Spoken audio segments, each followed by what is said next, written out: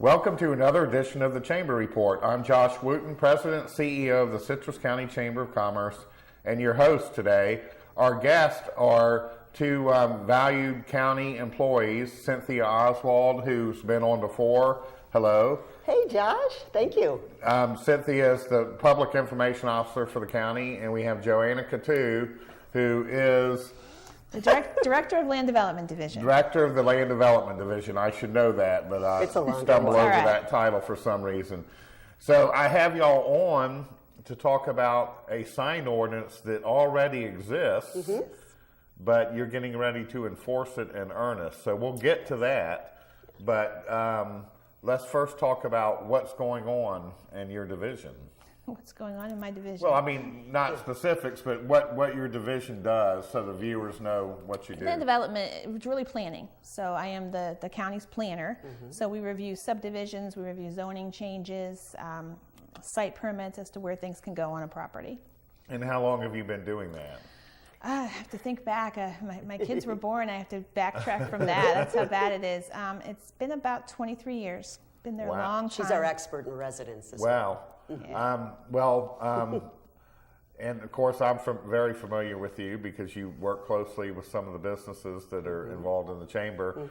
But obviously there's been a spike in activity and interest since the economy started coming back. So y'all pretty busy out there right now? Absolutely, yeah. We're seeing a lot more single-family residences, not just the interior remodels that we were seeing for a while. Seeing a lot more commercial projects, a lot of interest in redevelopment and new development. Very busy. Which is important to the viewers because this new construction adds to our tax base. That's right.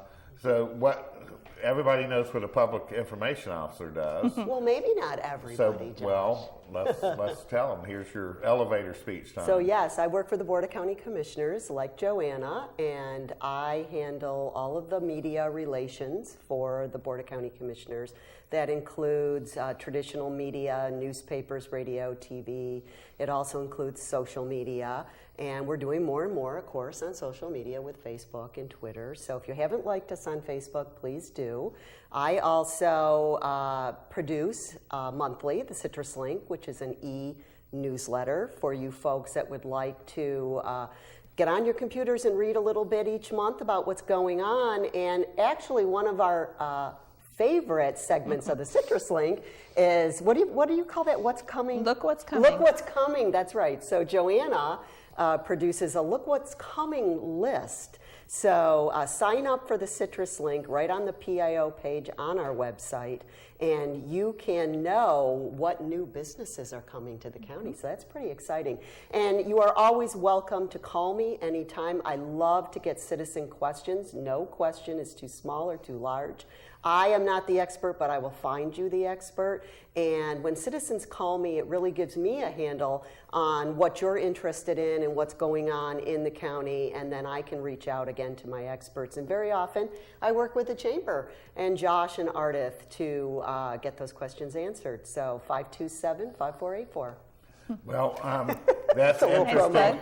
It's good, you know, that the government is communicating with the citizens to let them know. But we get a lot of inquiries too as a chamber. Yeah. And what's coming is, you know, every time that a lot is being cleared, people are doing it. So without breaking anybody's confidentiality, tell us what's coming. Yeah, what's coming, Joanna?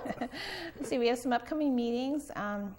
Casey Crumps is reopening his Crumps Landing. That's coming up on September 20th with our planning board. We have a blueberry winery on 581 South that's trying to start a restaurant and a wedding venue. Place. Absolutely, that's near the dairy in that area in 581 South. We have the Veranda Restaurant Hotel that's right now a concrete shell on 41 heading toward Denellen on the river, and they want to redevelop that into a hotel restaurant. Now that's news. Is that the building that's been sitting there? Yes, yes. They're working on some of their ownership issues, but they should be coming before us in the next few months. Well, that's exciting news. That's very exciting. Because that's always been an eyesore. Absolutely. I guess it was a defunct project from years ago. Yeah. From the 90s, right? I think actually, I the 80s. Wow. Yeah, I think 84 was when they started. So they are being active and trying to get that back off the ground, dust it off, so to speak. Absolutely. They have some very ambitious plans for a hotel and restaurant up there. Very good. Well, it's a great location, and it is the gateway to Citrus County, so we'll be watching that. And then, of course, we always hear about the Wawas.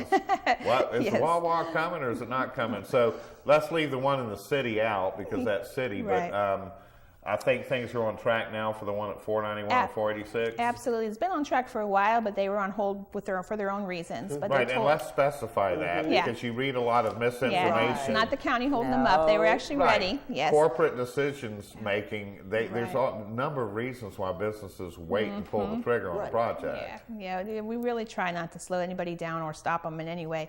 Wawa's told us last, I think it was September or October, it might have been October, that they're going to start construction. So that finally is coming. So that's coming, and the Wendy is Wendy's there. Is there, yep. Because I can get my 50-cent Frosty on my way home now. Yes. And that's always good. Absolutely. So things are happening. That's breaking news that the thing up on the county line on 41 is back on track. I knew they were talking about it. So, y'all have a lot of exciting stuff going on there. And, of course, the chamber knows about some things before they're made public when people are inquiring. Right. And inquiries are way up over a few years ago. So the main reason I had y'all on was to talk about the sign ordinance.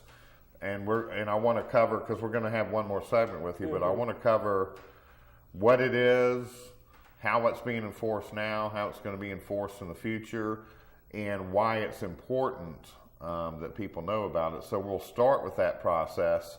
What is the timeline here? I know that the commissioners had y'all review the sign ordinance. Correct. So walk us through that process. All right, and Joanna, jump in if I forget something. No problem. But this last spring, Mark Green, the Director of Growth Management, was presenting a series of workshops to the commissioners, and the issue of signage came up.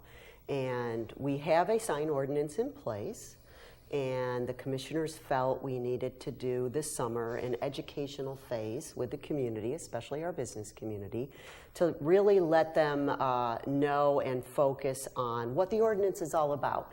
And the ordinance, the number one thing the ordinance is about is safety and aesthetics. We want to make sure that our county looks like a place that people want to live, work, and visit. And you mentioned gateways when you were talking about the Dunellen project. And we have some main roads that our visitors and our citizens use every day, 44, 41, 46, and 491. And those are really going to be a focus, but all roads. That just means we're going to a break. No! Okay, we'll catch up on that. We'll be right back with more exciting news about the sign ordinance.